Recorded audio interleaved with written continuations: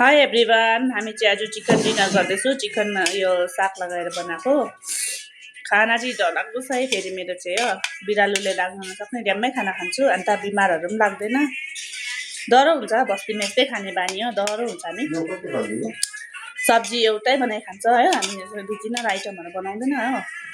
खाइलास्।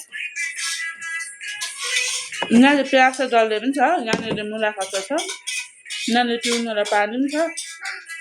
उतापट्टि चाहिँ नानी र हस्बेन्डले खानुहुँदैछ, अन्त आवाज आउँदैछ है, तपाईँहरूलाई डिस्टर्ब भयो होला।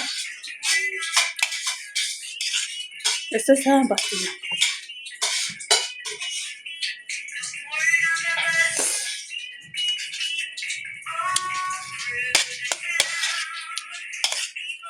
आगोमा बनाएको खाना चाहिँ मिठो हुन्छ है। तर